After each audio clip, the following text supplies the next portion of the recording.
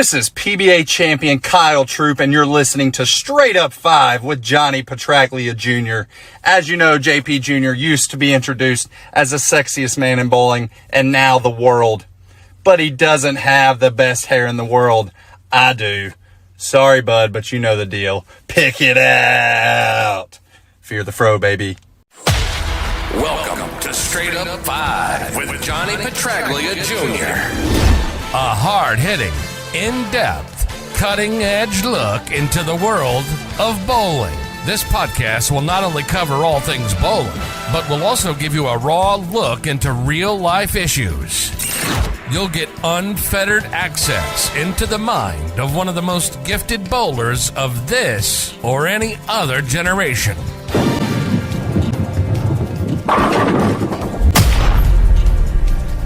So without further ado, let's introduce you to the hosts of the show.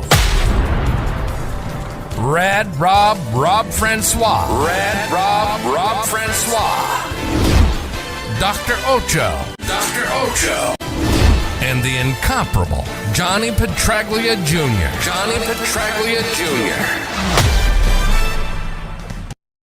Hey guys, and welcome back to Straight Up 5 with Johnny Petraglia Jr. I am your host, Rad Rob Francois. And I am fired up to be here, no pun intended, as we're part of the Fired Up Network. Thank you, gentlemen, for that. Eric Hodorowski's in the house. Nico Pujar, Stephanie Sheridan, Chuck Ritchie Jr., the number one Ocho fan in the world. He and Bear may have to fight. And Nicole, like a triple threat, to see who is the biggest Ocho fan in the world. Welcome, everybody. Dave Peacock, what's going on, brother? All right. I'm fired up to be here. Didn't I already say that? I already said that. Well, I said it again. Fuck it. Said it again. I'm all jacked up on fucking, what is this shit? Non-caffeine starry. Good shit. In any event, let's introduce my first co-host. He is the man with the shiniest mask in the world. He is the resident doctor of Straight Up 5. I got to think of something else to say about this guy. He's a real son of a bitch, but people seem to like him. I don't get it, but people do. So, it's a four that come here and watch for Ocho. What else? He's from Ochoville. He's got the giant arms. He's got the flopping pecs. The flopping pecs, that sounds like a CFL football league team. Fuck it. Here he is. Dr. Ocho. What's going on? Well, with that most awful intro, I don't know, man. At least we can only go up from here. I mean, I get it. You're an amateur, and I'm not.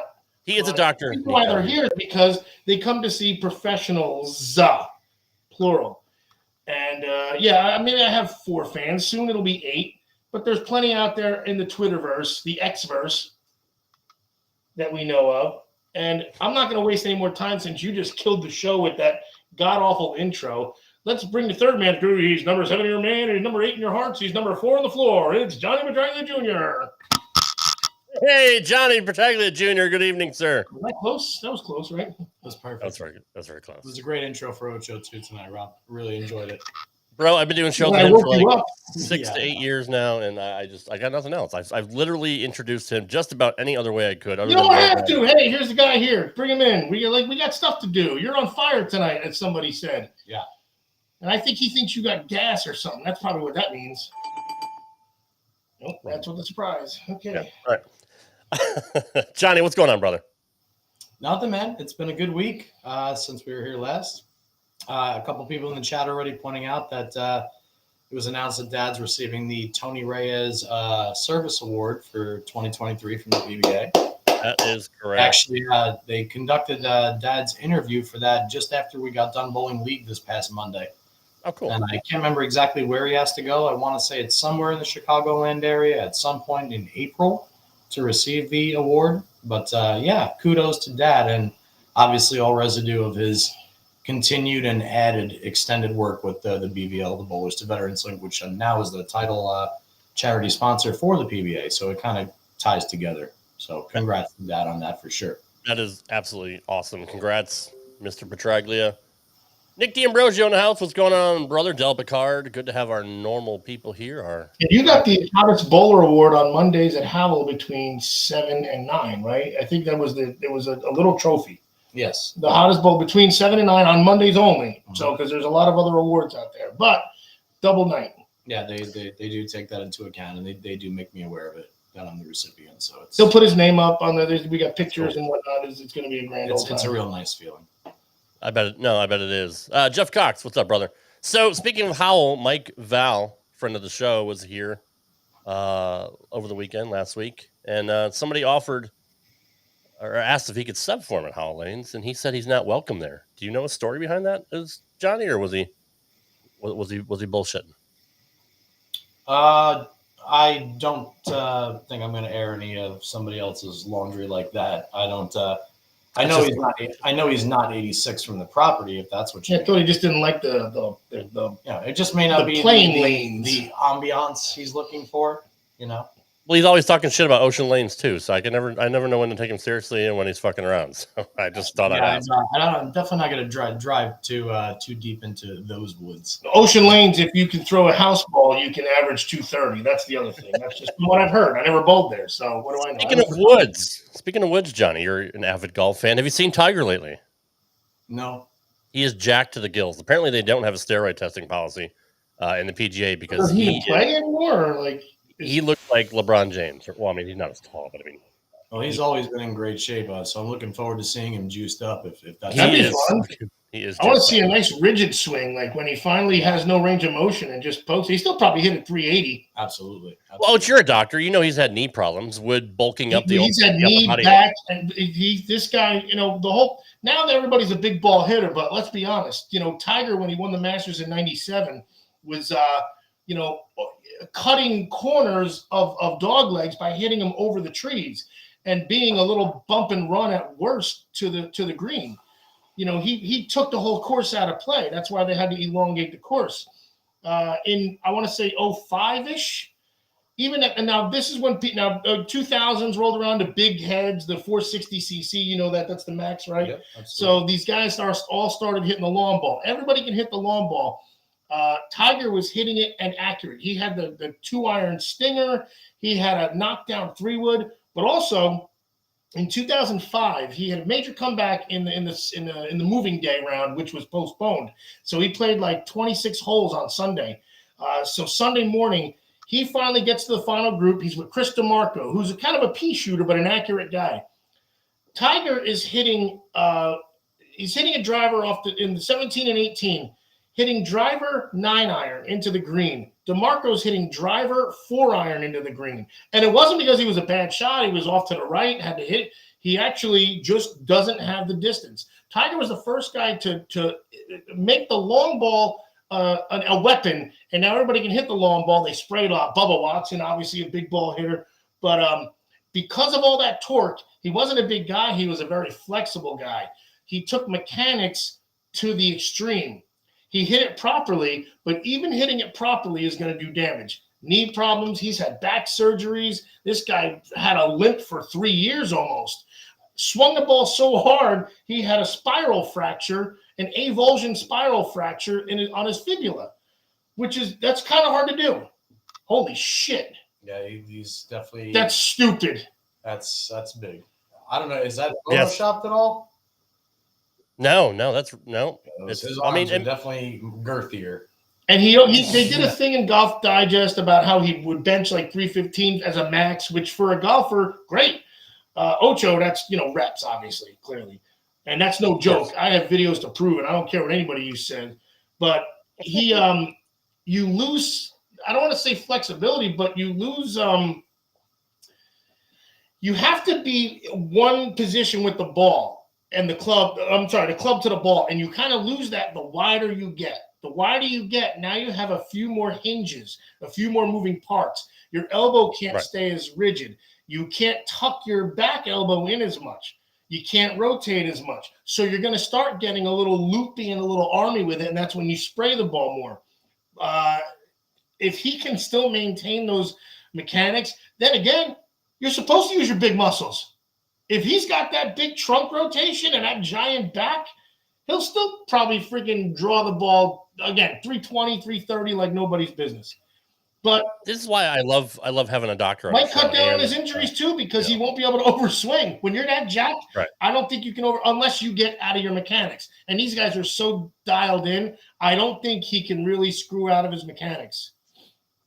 Well, that's why I asked you if the knee issues would kind of be negated by they're the still bigger there. upper half. They're still there because you have to plant and rotate. And again, off Right. big muscles, there's a lot of fast twitch going on there, especially when it's slow to fast, like a runner starting off the starting gate.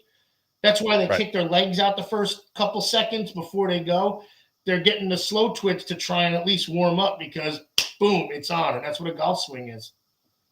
All right. How was Pedro Martinez able to throw over 100 miles an hour when he looks like because he only could play for 12 years, and that's I don't want to say, but shit, he had the Walter Johnson of strikeouts in the All-Star game in '99. Who was it? McGuire, Sosa, and some other big ball, Larry Walker, I forget, but like whiffed him like 9 pitches.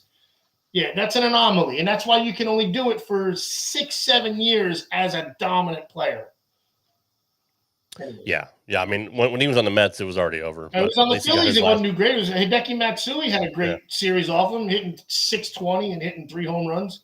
Anyway, I digress. Speaking of Matsui and the Yankees, have you heard about Aaron Judge being possibly traded to the Giants? He's not getting traded anywhere. Are you kidding me? Let me ask you this: if he went mental, would he be judgmental?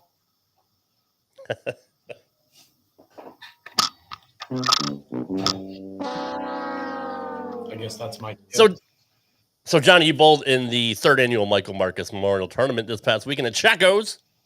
How'd you do? A lot better than I thought I was going to.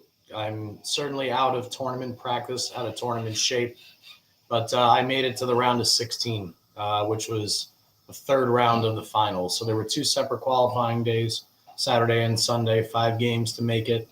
The top 4 on each day got 2 round byes. The 5th through 8th seeds got a 1 round bye, and then the additional qualifiers. On day 1, I was about 75 over after 3 games, and I hit a pair 11 and 12 at Chaco's, and it was just an absolute nightmare for me and the other lefty that was in the hunt. And as far as I found out later on in the tournament, was treacherous on the right side of the lane also. It was just a pair that had no business being there. And sure enough, 70 over, 155 that 4th game. So I wound up finishing day 1 about 15 over, and I dropped out of the cash, being inside the cash number with a chance to make the finals on day 1 to fall into like the 40s. And I remember saying to myself, if that 150 is a 210, I make it on day 1.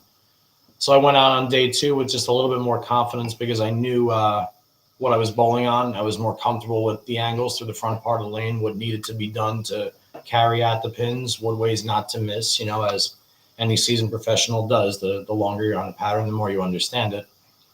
And I was able to come out day 2 swinging 220, 230 the first 2 games. And sure enough, here comes game 3, and I got 65 in the 3rd frame again, just like I did the previous day in game 4 for the 150. And I'm like, oh, fuck, here we go again.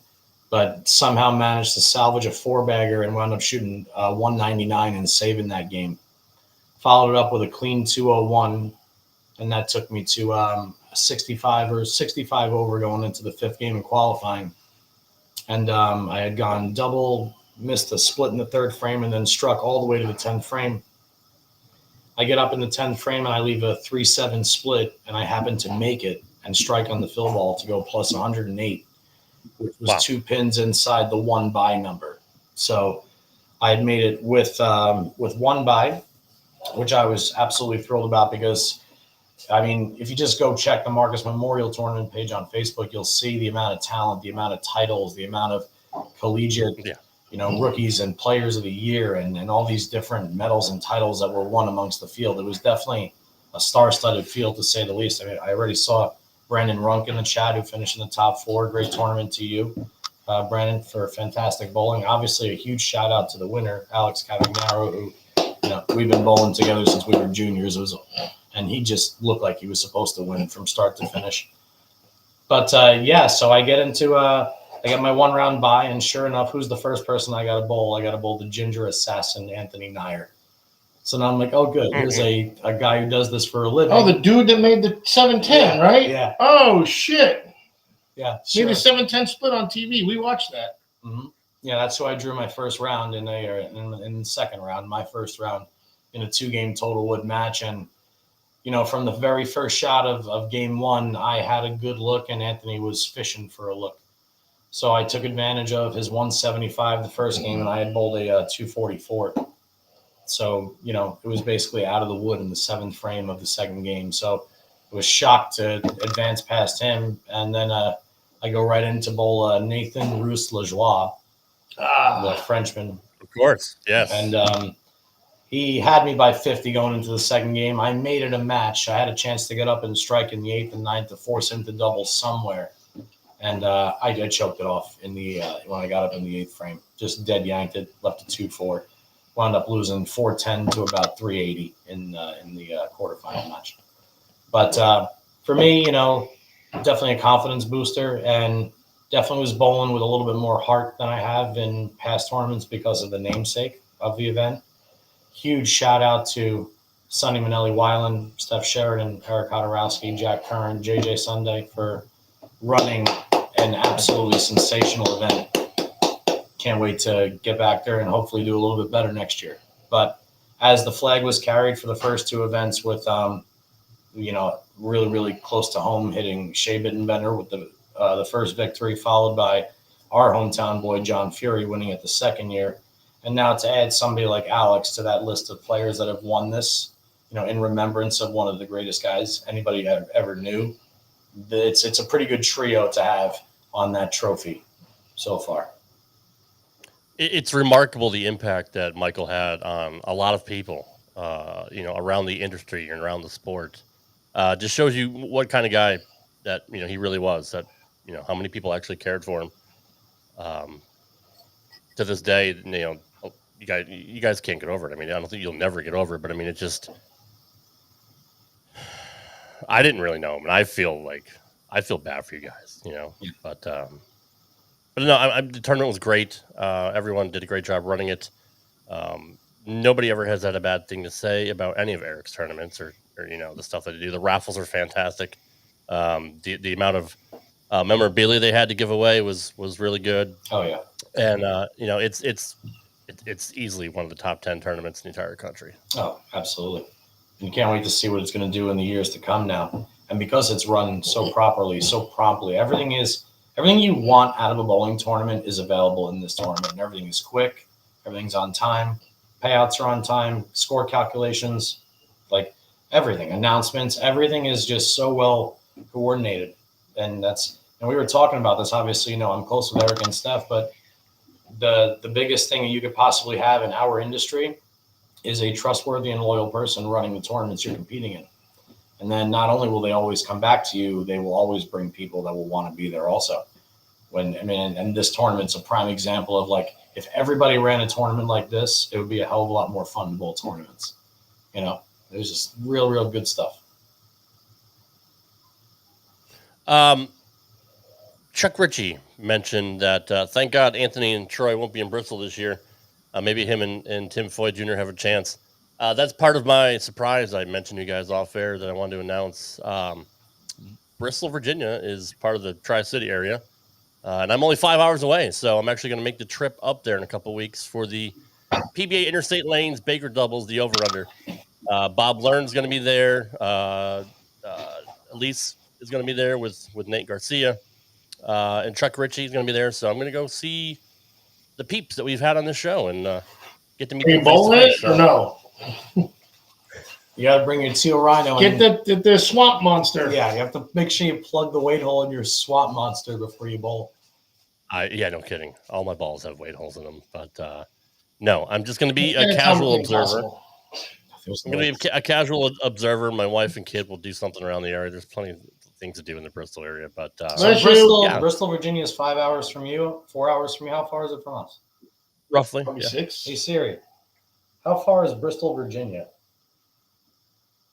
It looks like Bristol, Virginia is about 597 miles 600 away. miles away from here. We're not coming. That's 8 hours-ish, probably more. Oh, no, more. That's probably 10 hours. We're not going. Well, if you leave Friday night, you'll be there by Saturday morning. No. I wasn't going anyway. I get paid to go to these events. Right. Well, I'm gonna try to do some interviews and stuff with the pros there, the regional pros, and friends of ours that have been on the show. So it'll be some extra content for our show. I'll have a report the following week for you guys. So yeah, looking forward to it. Oh, that sounds absolutely wonderful. And the Rob gracious on location. Rob on location, straight up 5 on location. The gracious Bob Learn Jr. actually is getting a house for the weekend, and he offered to put us up as they have an extra room. So super class guy. You're having a separate bathroom for when you have Popeyes, at least, or do you know? I didn't ask the bathroom situation, but that's what I you might can. want to do first to be courteous. Just saying. Yeah, just to be courteous. Like this guy's a friend of the show. Don't. No, I'm looking forward to seeing Bob and Nate and Elise and Chuck Ritchie and everybody else that's there. Who else? I had a list of who's going to be there. Tim Foy obviously is going to be bowling. So you made a list and you're checking it twice to see who's going to be there? Well, yeah, I want to see who I know and you're going to find out who's naughty and nice. That's awesome. There they go. Bob Learn's going to be bowling with Brian Halen. Oh, that's a good team. Let's see. Related to Van Halen? No. Oh, damn it.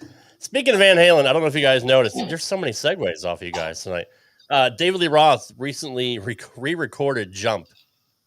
Just Google it and watch it. Is it awful? I'll let you make up your own. It's horrible. And was it it's a metaphor for like life or something? Like was it? It's just the way he inflects his voice now and the cadence he has. It's just he's like a lounge singer. It's horrible. I might as well jump. So it was an actual studio recording, Go but ahead and jump. the band sucks and he sucks. I saw them in concert in Nashville, one of their reunion tours like 10 years ago. Eddie was blitzed. The guitar was way too loud. Oh wait, do you talk about Van Halen or? Yeah, Van Halen. I went to Van Halen with DLR and yes, they played with Wolfie and who was the lead singer? It wasn't Sammy Hagar, right? No, it was David Lee Roth. They had like a reunion tour in like 2012-ish, somewhere around there. Oh, right. Then they had that their 15th falling out. Right. So they put down this like parquet floor in the middle of the stage so Dave can just fucking scream and dance on it in his fucking little booties. It was the dumbest fucking thing I've ever seen. He's fucking karate kicking shit and screaming the words. Like he was so bad. Eddie was fucked up. His guitar was too loud. It was a bad show. I've seen every incarnation of Van Halen live, and unfortunately I saw the original version too late. But Sammy by far was the best concert I went to regarding them. I saw Gary Sharon with them too. He was pretty good actually.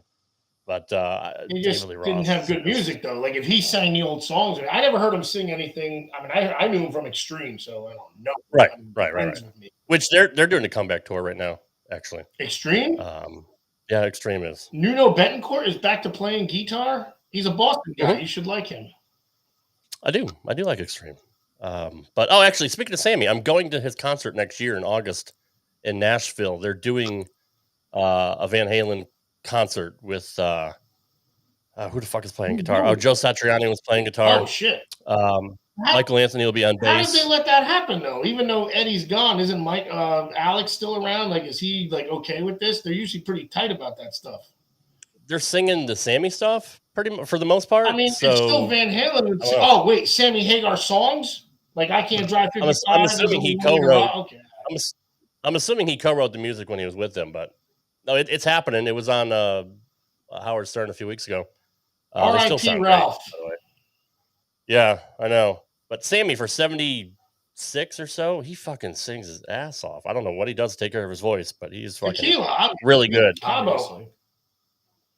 Yeah, I'm looking forward to seeing it. All day, every day. Sammy has writing credits. Okay, Chuck, thanks. All right. But it's gonna be good. I'm looking forward to it. I was a fan of Sammy stuff. People didn't like the poppy, keyboard and shit like that, but that's where I was okay with it. It just listen. Somebody put in Van Halen 1 studio album and then listen to 5150. They're not bad, but like Eddie shredding at age 20 is just badass. True. Eruption is 1 minute and 43 seconds of a guitar orgasm.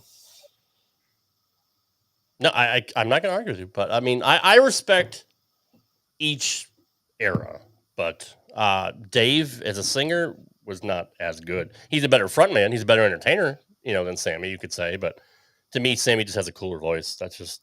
It's all a matter of personal opinion. Anyway, I don't know how we got on that. I keep segueing to shit that's not bowling, but Good segue. what else do we have to talk about? Oh, there's going to be a PBA tournament named after the legend Pete Weber. Finally, I don't know why I took this long to name a tournament after him. It's going to be the Pete Weber Missouri Classic next year on the PBA 50 Tour, so I'm looking forward to that. I mean, hell, John, they named a tournament after your dad, in the 90s. Didn't take them long to do that, but why do you think they waited so long to rename a tournament after one of the greatest bowlers of all time? It used to be that you had to.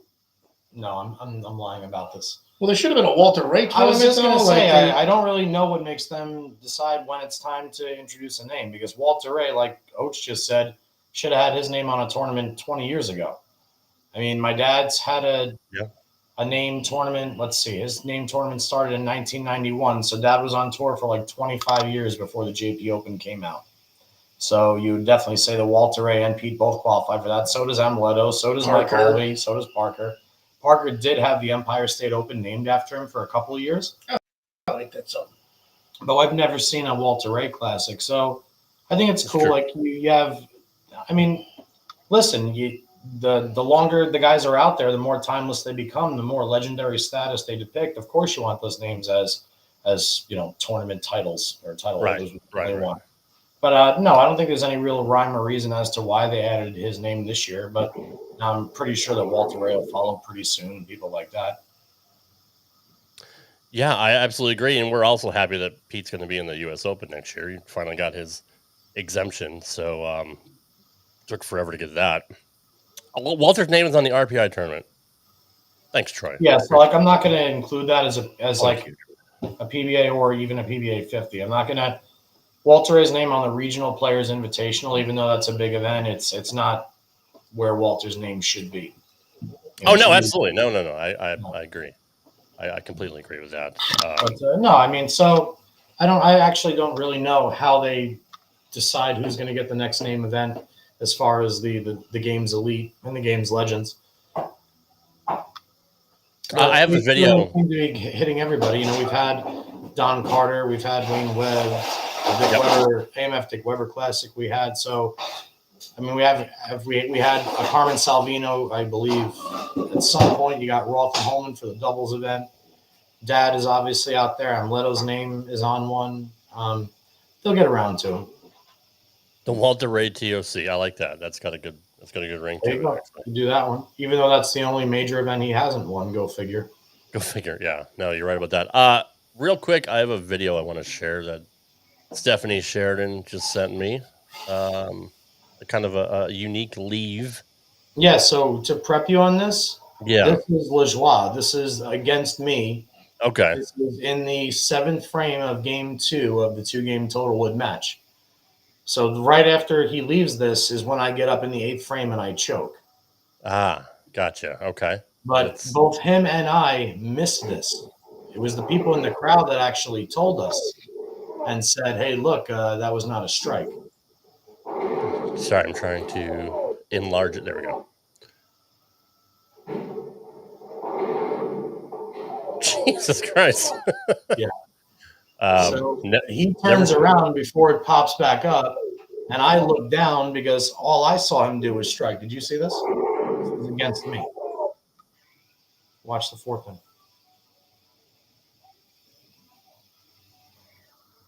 See it? Mm-hmm.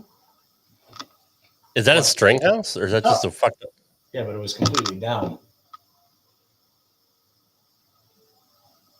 Oh my God! How's that possible? Wait, what? That's the 3rd time. This is the first time I've ever seen it live, and I still missed it because again I was looking down before it flipped back up. Wait. So the only other 2 people I've ever seen this happen to are Bill O'Neill and Oscar Palermo. Did it bounce off the sweep or bounce off the back of the? No, it bounced off the pin deck. Oh Jesus! And set itself up and stood itself right back up. That's the fucking weirdest thing I've ever seen. That looks fake. It looks. I thought it was a string because it looked like a string thing, but maybe he should have threw a better shot. And this is against me.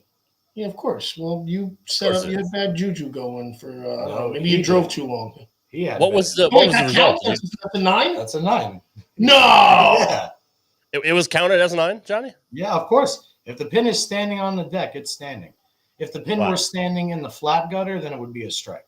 Thank you, Stephanie, for that. That's crazy. I hadn't seen the other, times you mentioned with the pros. That's the first time I've ever seen that. Yeah, Steph's right. She was actually the one. I know Dylan saw it because he was sitting behind me, but I know for a fact because Steph walked up to Nathan and had to tell Nathan that the 4-pin had to be respotted, or that, and he said what, and I said, what do you mean? Because we were both the closest to it, and neither of us saw it. It was the people in the back. It was crazy. That is crazy. Probably like 1 in a million. I'm not sure that ever happened at least against me ever again. I mean, Dylan says in the end of the video, I don't like they could record bowling for freaking 10 years and that'll never happen. Absolutely. Yeah, in the end of the video, you can hear my father. That's not something like where you're on YouTube. I'm going to try and not going to throw a strike and have a pin set back up, and I'm going to throw 1,000 balls. Like not one of them. You may not throw a strike, but you're not going to knock them down and have the thing set back up. This is a challenge to Packy Hanrahan. I want to see you replicate that on the house bowling if you're listening. Doesn't he try to make like 7-10s and whatnot and 7-10 pins? John Chaco. Yeah, I saw the pin. It never even wobbled. Yeah, it's nuts. That's never even wobbled. That video shows that it never even stuttered. It just like boing, just stood right up by accident. It literally went down and up. Yeah. It completely fell and stood its ass back up. Like in Oh, Joe, you're a doctor. How does that happen? Shut up. What was it? Jim Carrey when he just pops up and he goes, oh. Oh, that's Dumb and Dumber. Dumb and Dumber. Hey, Sonny, what's going on? When he's Hi, Sonny. Hi, Sonny. Hi, Sonny. What else do you guys want to talk about? I thought you had like the show written out, man. What happened? Oh, I got it. Just gonna follow this up here because whenever I bowl well in tournaments, I bowl like dick in league. Oh yeah, I do want to talk about league. Yes, fair enough. Thank you. I'm driving my buddy Tim back to the airport, which, by the way, whose team definitely had it to set some kind of a record in league last night. I think they shot like 38-80 or 38-78 for a 5-man team. Which is, I don't know if it's a full-blown record, but it's certainly a badass. I think low man on the team was 744. I do have a bachelor's in physics, by the way, Nico, just an FYI. So, but that's a different thing. A pair of 750s, a 770, and like an 840. So, shout out those guys. But, no, meanwhile, I drive Tim to the airport, but my sorry ass forgets my work computer at Steph's house. So now I'm like, instead of being a half hour ahead, now I'm an hour behind. So I drop him off in Philly, and of course, of all the times there's ever traffic on 195, there's an accident at exit 8. I'm delayed another hour. So now I get to the bowling alley, I have to fucking miss the first game. For the next 2 games that I did bowl, I missed the pocket one time, and I shot 212, 198. And then last night in the league, I bowled 184, 184, 207. After that awesome performance this weekend, I go to league and I can't fucking shoot 220. So it's amazing when you're focused on doing one thing on tournament or sport conditions, how you almost forget how to bowl on a house shot when you come back. Didn't Jacob Buttriff say like he can't bowl on? Was it him? One of them said like they can't bowl on a house shot because most pros don't want to bowl on a house shot. I think it was him. He said like, no, you're right. It was him. The forgiveness is too much that you lose your swing, you lose your whatever. I don't know. Troy says league doesn't matter. The law of averages though too, I guess. But I don't know. That's why we should have a uniform shot. The freaking damn house shot shouldn't be so damn housey. That's just Agreed. But again, we've had this conversation. You're going to lose. I know. Well, look, I'm carrying 219 now, and I don't mean my weight. Fucking finally, dude. 219. I've been begging for 219 for years. These arms can throw 219 around like nobody's business. He knows. This guy. Yeah, house shots suck. I mean, I think every pro can pretty much, Well, especially the younger guys. Like, you're talking about Simo. Simo's in his mid-20s, right? I mean, when your bowling life starts after 2002, because that was kind of the introduction of sport bowling was in the early 2000s. So anybody who's, starting out even in junior leagues around that time is going to despise a house shot because it's more foreign to them than a sport shot is to guys in like my age bracket. You Like say I far? went all through high school, and all through high school, because I skipped a few years before I went to college at Morehead State. But all through high school, there was no such thing as sport for me. Sports started getting entered at the tail end as I was leaving high school bowling. So we had to relearn it. You know, the guys that are 40, we had to kind of mold our games to the difference in sport compared to what we knew prior to it. The people born into the sport era, so let's say people that are, 6 years of age or older, starting in say 2001, 2002, 2003, every tournament they go to is on some kind of sports shot, some kind of closer ratio than your standard 14-1 house shot. Everywhere that they go, everything that they're bowling on what is basically what would have been the house pattern for us when we were kids, or that younger generation. So to them, it's got to be extremely foreign to see a house shot. Oh, I get my ball out 3 boards and it wants to hook through the nose. What's that? Oh, I yank it and the ball like barely gets to the head pin. What's that? And the funnel effect is in some circumstances. So guys like Simo and guys in even a little bit younger than Simo, they don't even know what the change was like going from, basically being able to pitch the ball as far left or right if you want, whether you be righty or lefty. Yeah, you got an 8-board area, and then you area ball basically, and it's and that's why people thought they were good, I guess, back in the day. I don't want to say back in the day, because people who knew about bowling, I guess, would figure like, hey, this doesn't seem right. But when an amateur shows up and sees the pros on TV that bowl 220 to 218, and they go, wait a second, I just drilled up a bowling ball that a beast, right? That was a bowling ball, right? Yes. It's the first one John L. gave me.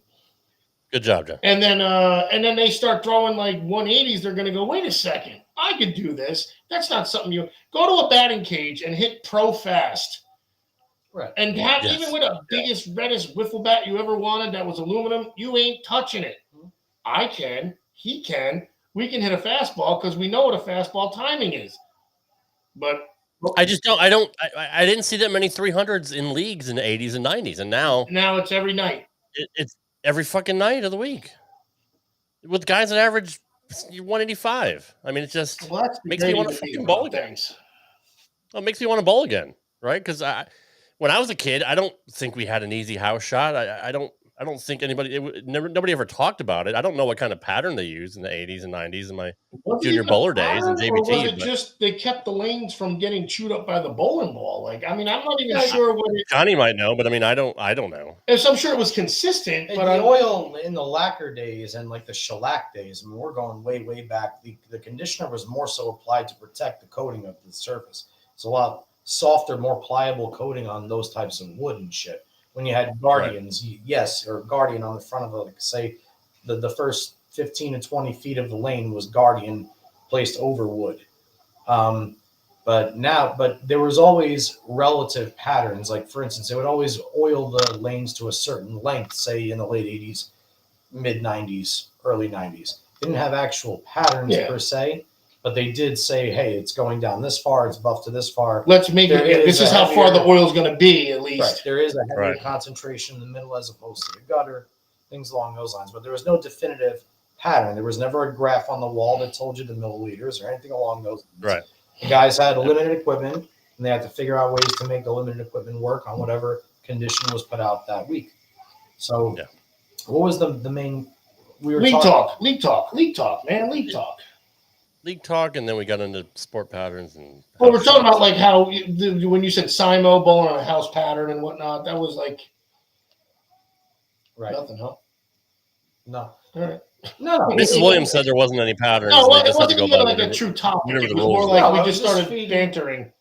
Yeah, I was just. We were just talking about league bowling, and we just got off into sports shots and shit like that. Yeah, we were kind of just feeding more into the whole. The game is entirely different now than it used to be. Yes. So it's no correct. There's no wonder why kids nowadays hate house shots because they don't even know what a house shot is. They weren't really born into that phase of life. Is what I was. Sherry just said something very important. Dylan said that Simo hated house shot. That's how we got into that. Sherry said back in the day. Carrying a 200 average was crazy with today's equipment and soft patterns and synthetic lanes. If you don't average 200 plus, people look short on you. Yeah, I do. I do, and I point you out, and I talk down to you. I literally talk down to you if you average 190 or less. I'll walk up to you and I'll bow up and I'll be like, "Are you kidding me? You have a something bowling ball?" Because I know bowling balls. None of that's true. Yes. Well, you know a couple bowling balls, but I know what I look down have. on you. Finally, I know what after you a meant. year of him telling me what they are. Yeah, no, that's true. Yeah, I mean, like I said, back in the day, we didn't talk about patterns. It wasn't a thing. That kind of makes me want to bowl now, I just knew to see Rob bowling how. balls before I knew what the hell mine were. Shit. That's true. I just want to see how easy it is now. Like, I literally want to get It's not some new easy. Don't equipment. talk like that. If I could hold 195 as a shit bowler, I'm pretty sure I can average over 200. All you would need to do is drill 2 moderately new bowling balls. Your stuff, you'd have a little bit harder time seeing how much easier the game is compared to what you remember. Like Sherry said, when it was hard to average 200, or when people actually stopped when somebody was on like an 8-bagger in league, or when everybody stopped if somebody had a chance to shoot 820 in league. I mean, it was unheard of, right? It was when you saw somebody with a 6-bagger, you knew they were bowling a big fucking game. There wasn't 4 6-baggers on every single pair. The game has gotten so easy because of the technology of the bowling balls, as well as the oil itself. Mm-hmm. And like we've always talked about in the past, and the pins still weigh the same. You can legitimately buy hook in a box to a point that's unprecedented nowadays. You can go drill a friggin' Roto Grip gem, and I guarantee you'd go shoot 700 your first day out, just because you wouldn't have to worry about hitting at the bottom, and it would still hit the pins like a ton of bricks. There's these funnel effects, and you could do whatever you want from any part of the lane you want now. You can throw it up straight up 5. You can be a tweener and play between the second and third arrow. You can swing it a little bit. Yep. And the ball faces. It always faces up. By the time it gets through the roll, it always faces up. That weight block does some wonders. Rob, when you bowled, did you have like a little bit of hand, or were you like because I mean, you said you used to average 195 when you were 12, right? Something like that, or when you 8, 12. I mean, through my mid 20s, when early 30s, I never usually top 200. But I mean, early 30s. That's only like 10 years ago, for Christ's sakes. That's 15 years. I've been here for 13. I haven't bowled in Tennessee. I used to bowl in Connecticut before I left. Like 2009 was the last time I bowled. It was easy back then. That's when I got all my fake ball, all my free bowling balls. Ah, shit. I guess Bradley Bowl did it. I don't know. Well, maybe Bradley Bowl didn't have a house. No, but I mean, did you? Because I honestly, I figured if you had thrown the ball properly, you almost probably have to take your hand out of it with the way the house shot is, or again, you change where you're standing or something. I had about 20 revs, 25 maybe. So you're still going to use the little slide thing that you just throw it down and whatnot. I got you. You still will probably hook in the pocket. That's the damn problem with it. I threw the ball hard though. I mean, I was like 18 miles an hour and just straight down, straight or 5. I guess that's Brett just made me think of this. Like when I was bowling the Middlesex County Majors when I was 19, there were like 4 guys in that league that averaged over 230. It was crazy to average over 230 in like 1999, right? Right. Like if you average over, like the good bowlers average 220, but the exceptional bowlers average 230. I mean, I still kind of think it's crazy to average over 230. But the 4 guys in our league that averaged over 230 were Sean Riccardi, Mike Reisner, John Gualtieri, and Armin Federici. John Gualtieri, holy shit. Oh, I'm sorry, 5, and John Paris. Like these are like the best bowlers New Jersey has had to offer. Did he limp even then too? Yeah. Gualtieri? Holy shit! That guy didn't miss. And like one of my main goals growing up was like one day I want to average 230 in league. Like that was cool in 1999. Now there's a fucking there's a 240 on every third pair, and there's a 230, at least one on every single pair every league night. It's gotten so out of control. They don't even give you your fucking first 300 ring anymore. Right. That's how. Right. Yeah. So I didn't get mine. Like they don't even give you an award for bowling 300 anymore. They certainly don't give any 299 awards. Well, I mentioned my stepdad, Glenn Hood. He was, 220s bowler with, Litchie, Roger Burrell. There's a lot of good bowlers that came out of Bradley Bowl. And he ended up bowling in league in Colorado, where they moved to a few years ago. And it was so easy for him. He was averaging like 242 or whatever. He's like, there's no challenge for me. It wasn't even fun at all anymore for him. So he just bowled 1 year and said, fuck this. I'm not doing this shit anymore. So, yeah, there's a huge difference. I mean, when you bowled 220, when you average 220s in the 80s and 90s, that was, you're the best of the regional bowlers pretty much at that time.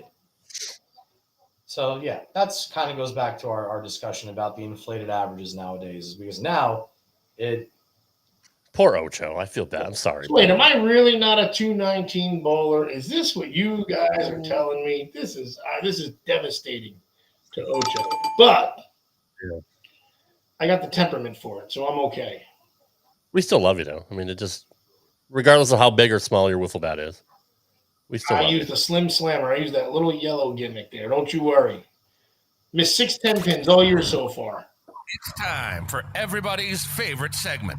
If you guys don't know how to use a seatbelt, just ring your call button and Tommy will come back there and hit you on the head with a tack hammer. You know, Lloyd, just when I think you couldn't possibly be any dumber. Here's the Imbecile of the Week. Some people are really stupid.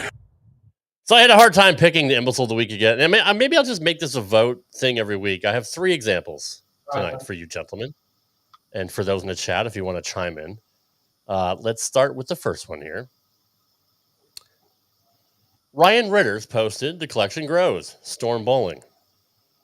Pretty cool setup he's got there. He's got Eternity, he's got a Fate, he's got the Phase 2. Are they just display balls, or are they like... I'm assuming. So like you don't use them? I don't know. I mean, that's not really kind of where I'm... Doc. Wasn't that the guy from last week? Oh! Yeah, fuck Doc. No. Yeah. I thought he was looking about... I'm like, I'm obviously Doc Holliday. Oh. No, Doc Sullivan. He's talking about the guy from last week. Yeah. No, come on, we're like a continuation story. All right, we're not a sitcom. I got confused because of this. We're a drama. Troy doesn't miss a All right, fine. The collection grows. We got it. Okay. Here's what somebody had to say.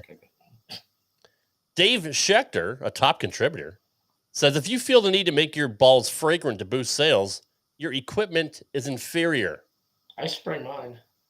So this comment actually may have held some water if this was like the first 3 months that Storm was fragrancing their bowling balls. But since they started fragrancing their balls in 2002, they've been unstoppable in the bowling industry. I'm going to say, how can you call them inferior when epic they win 75% of the tournaments? Like, how can you say their products are inferior? How can you wait 22 years after them producing some of the best items the sport's ever seen to write that? Fucking 21 years later. What a douche flute. Sorry for my okay, so douche flute. Hell yeah. I'm not really That's prepared. Our name. Right. Not really prepared. All right, keep that one in mind. Next one. All right. Joe Sanderson posted time to get back in the game and piss some people off. I like Johnny, can you tell me what those balls are? Just looking at them. Obviously they're hammer products. A red hammer, a powder blue hammer, and a blue pearl hammer. And what would you say the year those were released? 1987, 88, and 89. Okay. Or 86, right. 87, 88. So Brett Groves want to know, why would this piss people off? Yeah, if it would excite me. If somebody pulled out those 3 balls, thank you, Dan, 87. If somebody pulled out those 3 balls and to use against me at league, he would be my new best friend. So, yeah, I'm with Brett. Why would this piss people off? Well, the poster, Joe, said, I'm truthfully not sure. Just see how many people bitching about urethane and PBA making illegal. Johnny, can you tell me the difference between these 1987 balls and the current purple hammer? What's the major difference between those? Not in years, but just say out of the box. Well, out of the box, the purple urethane was made using more of today's specifications in today's market. If you came out with a remake of the original like blue purple or blue pearl hammer with like from Fable era from like the late 80s, it would go, I mean, it would still hook a little bit, but it would go 100 feet comparatively speaking to what we have now. Like Brett said, molecular chemistry is different. So the older balls wouldn't just chew up and soak up all the oil like the purple does. They wouldn't soak it up nearly as much as a purple. And like Jeff also said in the chat, the weight block is a different shape in the purple hammer compared to those as well. But Okay. those are just like if Columbia wanted to re-release, the wine U dot and the black U dot. If Brunswick wanted to re-release the black Rhino, if you take an Ebonite Turbo, I mean, they would all be urethane bowling balls, but they wouldn't perform near as much. This doesn't really get an Imbecile for me because I love Joe Sanderson's bag here. I think it's awesome that he has those 3 balls. And I'm assuming he's saying he's going to piss people off because most people that bowl league, when they see a urethane ball hit the lane or hit the ball return, their first thought is, this guy's going to fuck up my line. It's like, yeah, good luck, bro. Like, real sorry for your loss. Your 210 average, you might bowl 205 today instead of 212. I thought it was meant to be like, I'm going to take my old shit out and beat these guys. So, like, I wasn't sure if that's what he meant too, but that's what an amateur might think. Like, the way I took it is he thinks, people are pissed off at the purple, so I'm just going to bring all 3 of my fucking hammers out and they're going to act like the fucking purple, but they're not. Yeah. And that's meanwhile, what will happen is all 3 of those balls will roll so close to one another. You won't know which one to use, basically. Right. The powder blue would hook the earliest and the most. The red one would go a smidge longer, and the blue pro one would go a smidge longer than that.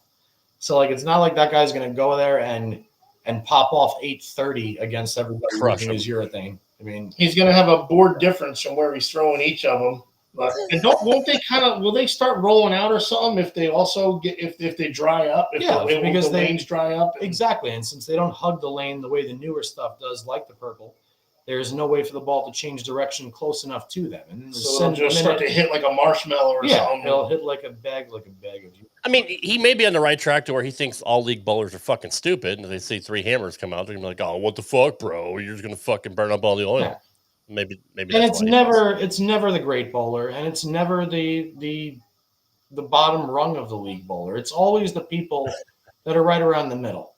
The guy who averages, he has to know enough about it because, like, the guy that averages 202, and when he's the one that shoots 268, even though his team lost by 100, he's happier than a pig in shit because he's probably advancing in the eliminator.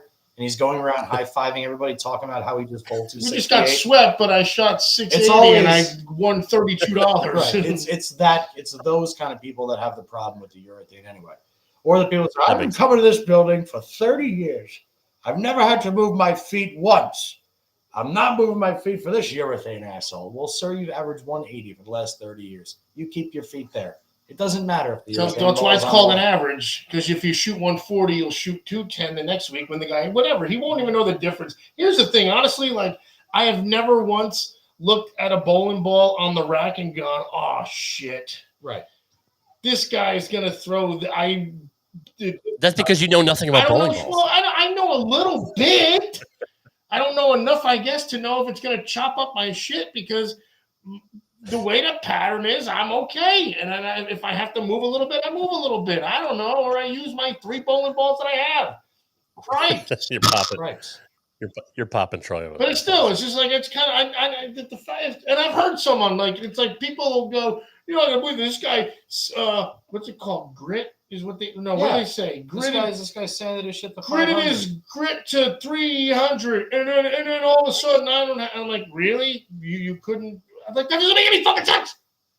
Ocho talking bowling shit is like us trying to talk doctor shit. But he's still not the I'm imbecile. not that far wrong, though. And the guy's not really the imbecile. Unfortunately, it's everybody else that's made this seem like it has to be said. Right. Like, hey, guys, like, I would never, ever, like, go to the batting cages or go to, like, a baseball game and say, hey, guys, ready to piss off some people and then bring out my fucking Louisville Red aluminum, you know, or like my fucking Omaha Gold or my Easton Reflex. Like, don't want to piss anybody off by bringing out my 3328 this week. Like, you don't have to fucking announce it, dude. Just go and bowl, and people are either going to say, holy shit, dude, you think it's time for an upgrade in equipment? Or they're going to say, holy shit, dude, that's so nostalgic. Or they're going to say, this asshole's going to ruin my line. It doesn't. But they're always going to say it anyway, so just fucking go. But is that more of a testament to the mentality of those weak-minded, or is it a testament to the guy already? You know what I mean? Like, because there's a reason he's saying it, and he knows that other people are that fucking char-headed that they're going to bite on it, though. Like, that's the weird thing. It's almost like this is why it's – I love the camaraderie, but, God, some people are idiots. It's a tricky one. It's a tricky one. This is a chicken or the egg kind of thing. Yeah, because the guy is obviously catering to what he believes other people are looking at him and saying anyway. So he's almost trying to cover his own ass by saying, I know I'm going to piss people. Yeah, I know I was going to piss you off. Yeah. And then if he shoots 520, he's like, oh, you know I knew I was going to fucking do that. Deep down, this guy is so happy that he still has those 3 balls and cannot wait to use them. It's the only balls. He probably has 10 other balls, but just wants to throw those because he loves them so much. So he's trying to protect his own ass, which means he cares a lot more about what people think above himself, which is kind of a weak-minded thing. Very mentally weak. It's a mentally weak thing to do. So he's not an imbecile, but just bring the goddamn balls, dude. You don't have to fucking make no bullshit announcement. Plus, it's not even the fucking soakers that everybody's talking about. But I'd be curious if he recorded himself putting the balls up there and then watch everybody's reaction. Yeah. And then see the mental weakness of them. All right, so Dave Schechter is in the lead right now. We'll take. You guys are doing okay. Yeah, I was checking it out too. Okay, here's the next one. Ross Bryant posted, I recently bought the new Blue Hammer, mainly because I figure I'm lefty and won't be ruining that side of the lane for anyone and can take advantage of urethane if there is one. If I'm only shooting house shots, was this pointless to add to my arsenal? I feel like I lost all power on the back end and really not sure when it will ever come in handy. Can someone explain when I would ever use when it? You're on tour. No, that's not nice. I won't be a dick. So Luke Rosdahl asked the question to that post. I'm not sure why you'd buy something in the first place if you didn't really know what you were buying. Ross said, me either, but here I am. So Johnny, if you're going to spend $200 and something on a bowling ball, because clearly I don't think Mr. Ross here is a Brunswick staffer. And we kind of had this question the same last week. It's like, I bowled 3 games in this fucking ball and it sucks. Why would you buy this ball if you had no idea what it would do? He was told it was good. That's the thing. But I don't know. Just because it's new and shiny. I mean, it's. I've done it with golf clubs. It's a first of many. You know, it's the first experimentation with using a ball that's not urethane but rolls like urethane. It's the same thing happened when everybody started throwing the purple hammers. We started getting league bowlers in the pro shop that wanted to buy a purple hammer, and I would beg them. I'd say, "Listen to me. I know you see this ball winning every single tournament every week on television. This ball's not going to make you make television. This ball's not going to increase your average. This ball's not going to give you more hook down the lane. You know, this ball is designed to read the lane closer to you. It's designed to make the lane patterns easier for bowlers. These balls are not designed for people that are basically going to league to bowl. This is probably another lefty that averages somewhere in that 175 to 195 range. The problem is the purple hammer is the most recognized bowling ball in the world right now. And the new blue is the now new version of what is no longer allowed at the pinnacle level of our sport. This is the sexy ball, basically. This is the new NFL team that's supposed to be good that year. But we'll see if they are or not. Right. But if you go out there with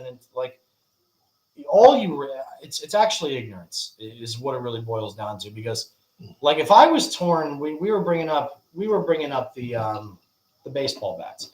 If I was torn between, and I'm going back to like the aluminum bats that I used when I was playing ball.